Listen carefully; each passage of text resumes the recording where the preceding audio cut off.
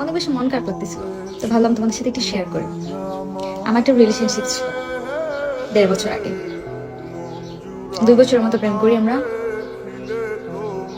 Long distance relationship আর কি।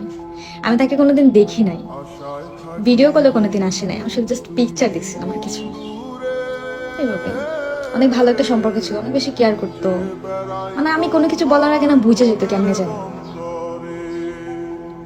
যদিও miss করি এখন আমি, কিন্তু কোনো কারণবশত পরে জেনেছিলাম যে ওটা একটা ফেক অ্যাকাউন্ট ছিল। মানে এত নিখুঁত ভাবে মানুষ কিভাবে আরেকটা মানুষকে ঠকাইতে পারে আমি আসলে জানি না।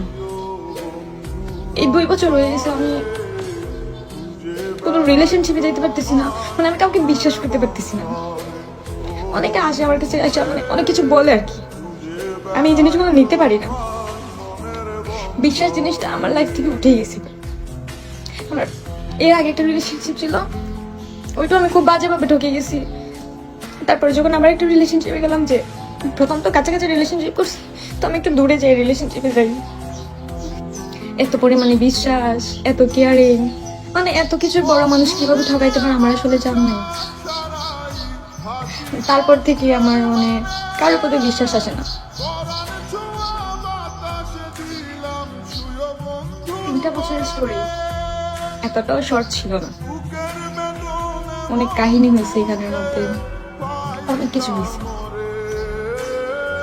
এই যে আমার একটা ফ্রেন্ডকে আপনারা আমার সাথে দেখেন না সবসময়, তাসনিম যে, আপনারা হয়তো অনেকেই বলবেন যে ওর সাথে এত দূরের ফ্রেন্ডশিপ তোমাদের কিভাবে হয়েছে, তোমরা কিভাবে ফ্রেন্ড হয়েছো।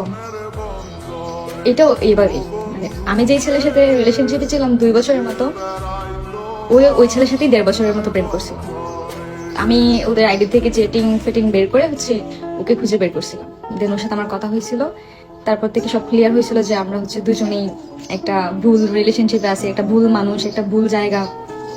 তো এই আর কি। তারপর থেকে ওর সাথে আমার প্রায় সময় কথা হইতো, তারপর থেকে আমরা খুব ভালো ফ্রেন্ড। এই তো।